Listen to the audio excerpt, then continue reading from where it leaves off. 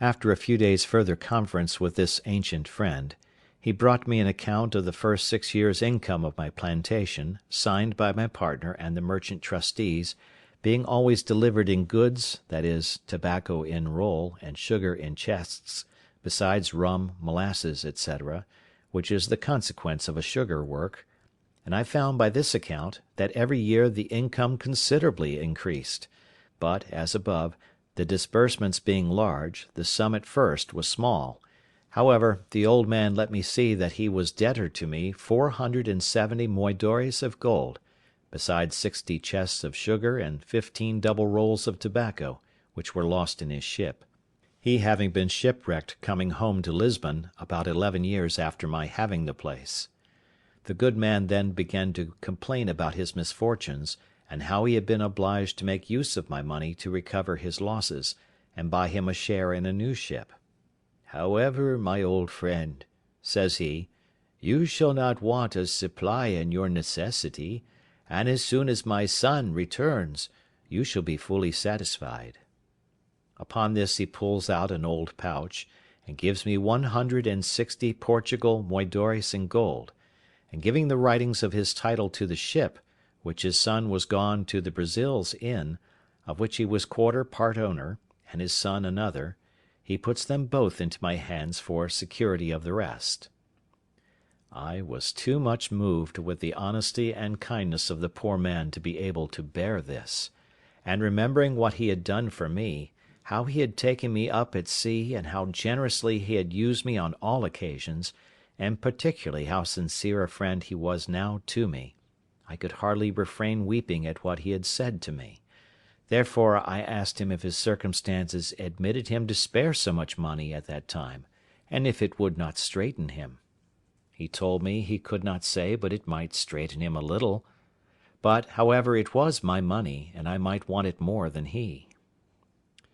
Everything the good man said was full of affection, and I could hardly refrain from tears while he spoke. In short, I took 100 of the moidores, and called for a pen and ink to give him a receipt for them. Then I returned him the rest, and told him if ever I had possession of the plantation, I would return the other to him also, as indeed I afterwards did; and that as to the bill of sale of his part in his son's ship, I would not take it by any means, but that if I wanted the money, I found he was honest enough to pay me, and if I did not, but came to receive what he gave me reason to expect, I would never have a penny more from him. When this was passed, the old man asked me if he should put me into a method to make my claim to my plantation. I told him I thought to go over to it myself. He said I might do so if I pleased, but that if I did not, there were ways enough to secure my right, and immediately to appropriate the profits to my use;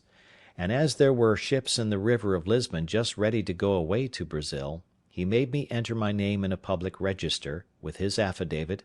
affirming upon oath that I was alive, and that I was the same person who took up the land for the planting the said plantation at first.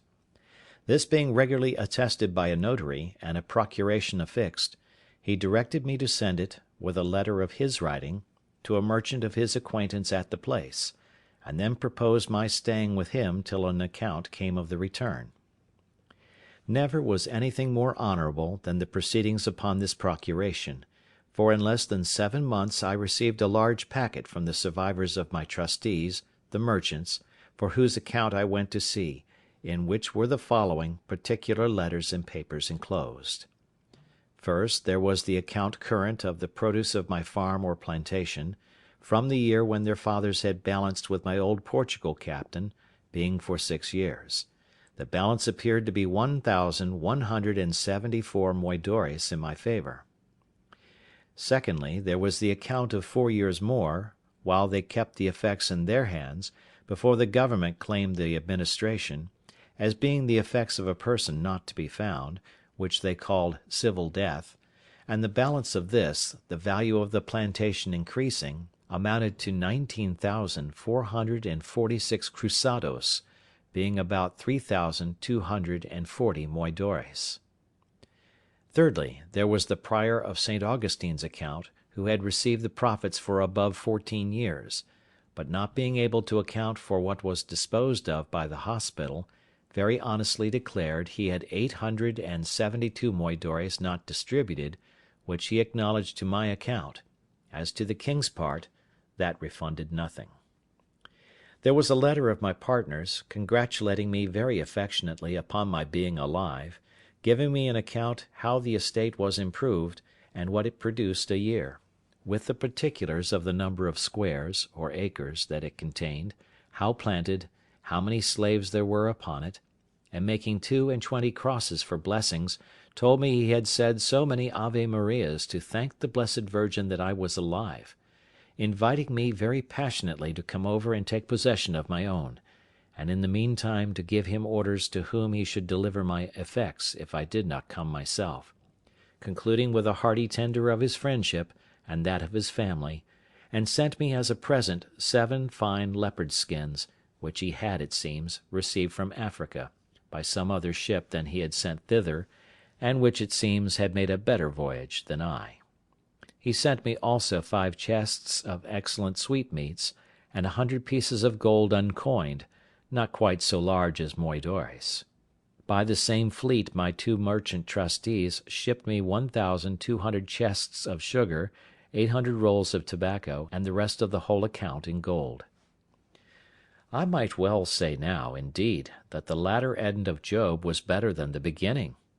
It is impossible to express the flutterings of my very heart when I found all my wealth about me,